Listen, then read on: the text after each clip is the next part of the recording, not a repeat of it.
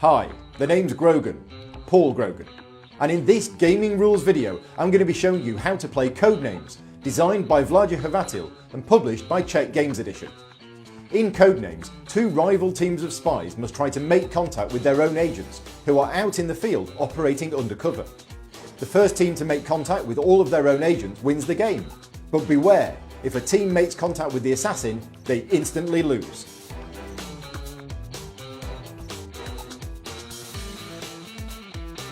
Players divide into two teams of roughly equal size. One member of each team is the Spymaster, and they sit at one side of the table. The other players are the field operatives, and they sit across from the Spymasters. Place the agent cards, the bystanders and the assassin nearby. Randomly choose 25 of the codenames and place them in a 5x5 grid. Then randomly choose one of the key cards and place it into the stand so that only the Spymasters can see it.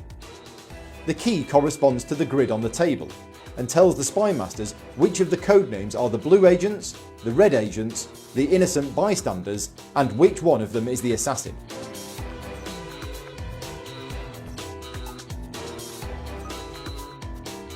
The lights around the edge of the key show which team starts. That team has 9 agents to locate, the other team has 8. On a team's turn, the Spymaster first gives a clue to help the field operatives identify which are their own agents. The clue must take the form of a single word and a number. The word should be something that relates to some of the codenames on the table belonging to the team, and the number is how many visible codenames are associated with that word. For example, 2 of your agents are nut and bark. Since both of these things grow on trees, you could give the clue tree 2. This tells your team that there are 2 of the codenames associated with the word tree.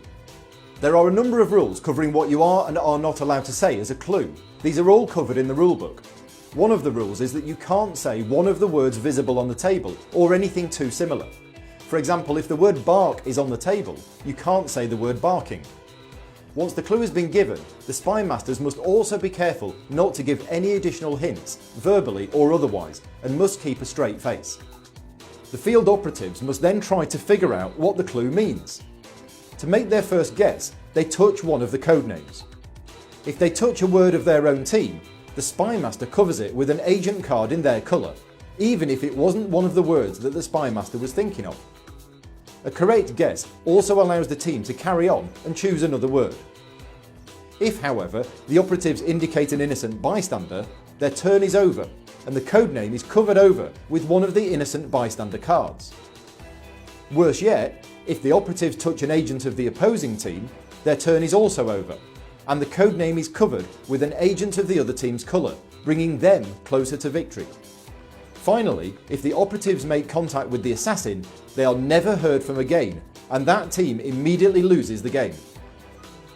The team must make at least one guess, but if that's correct, they can keep guessing. They may choose, however, to stop if they're not sure what the other words could be.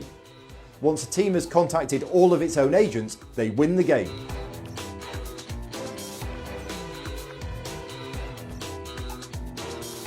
The red team starts and the Spymaster gives the clue suit 2.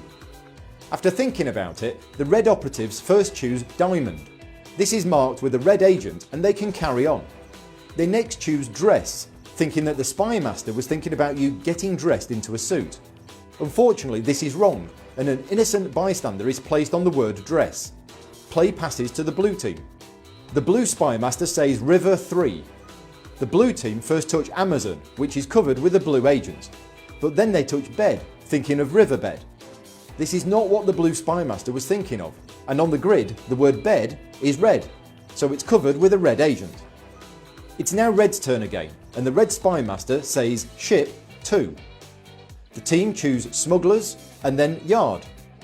They decide to carry on and try to find the word relating to suit that they missed earlier. They choose heart, bringing the number of agents they've located to 5.